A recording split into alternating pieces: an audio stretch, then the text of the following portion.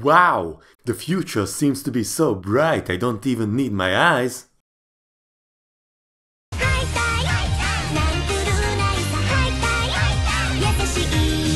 Oh, what's that?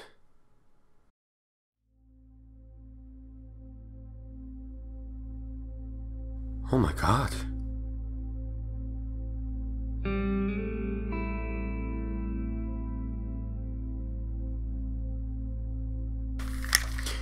I need to do something about this.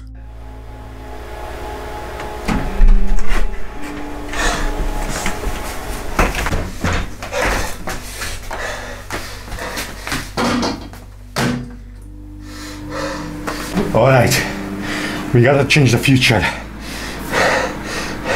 Are you ready? Can we do this? Well, I believe I can.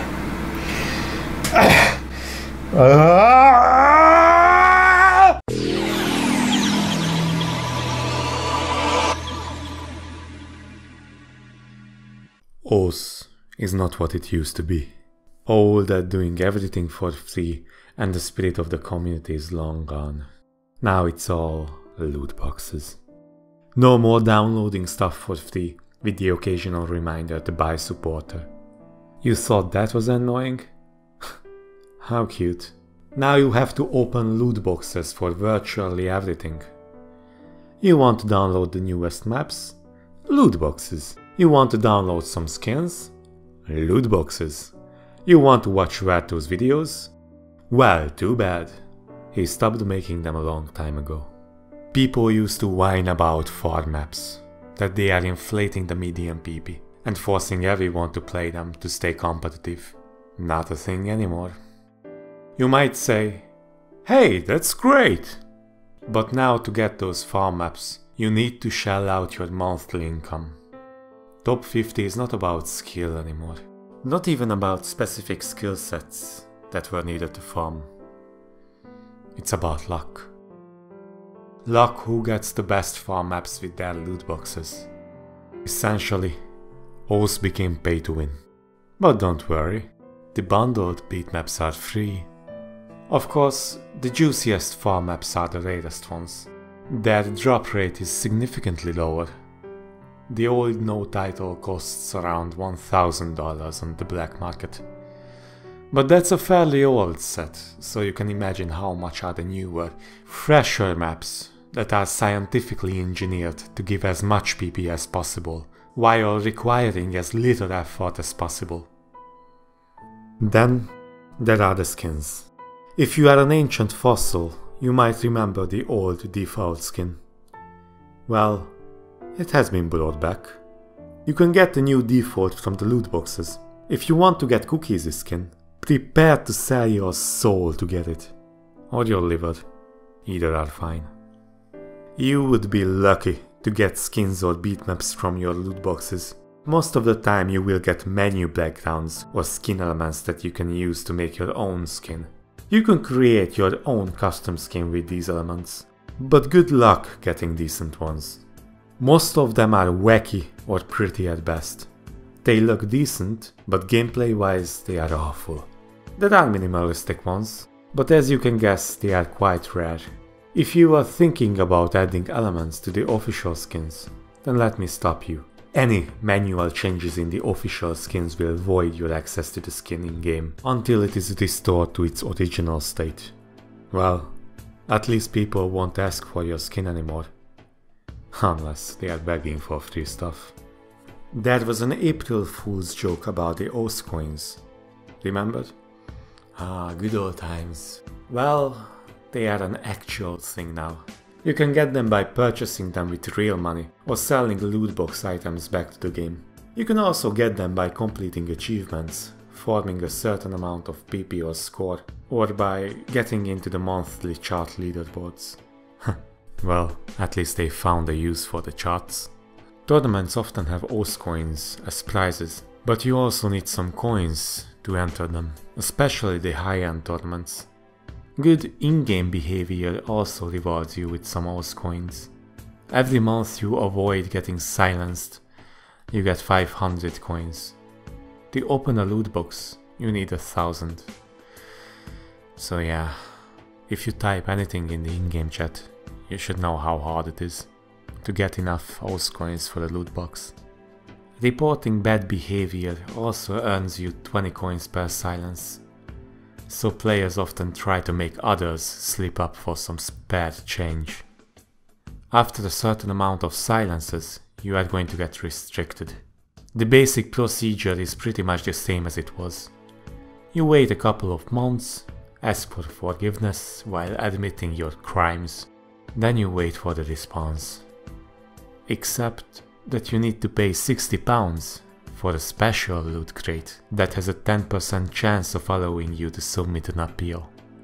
90% of the times you will just get stuff like score submission tickets that you can use to submit 1 score per ticket, and chat tickets that you can use to communicate in game, 1 line per ticket.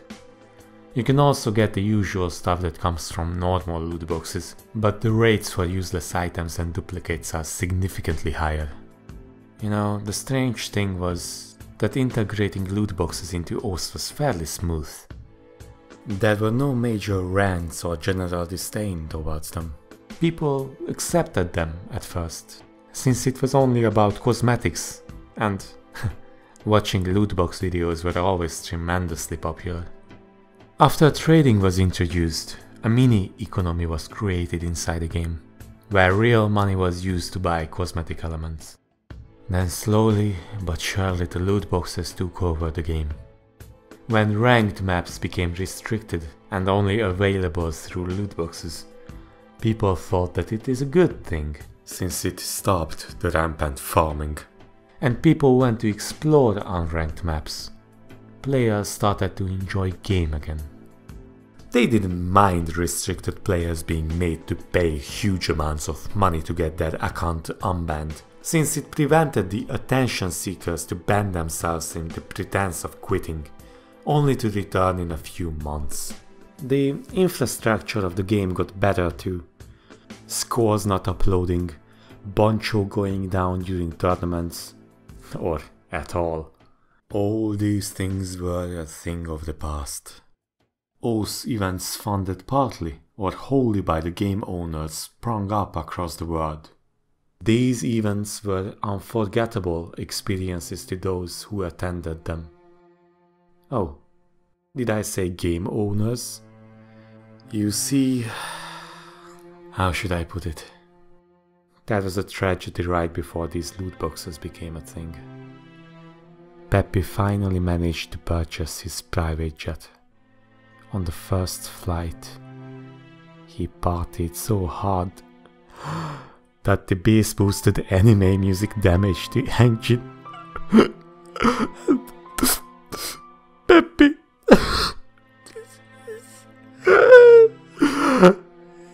He's in so cute.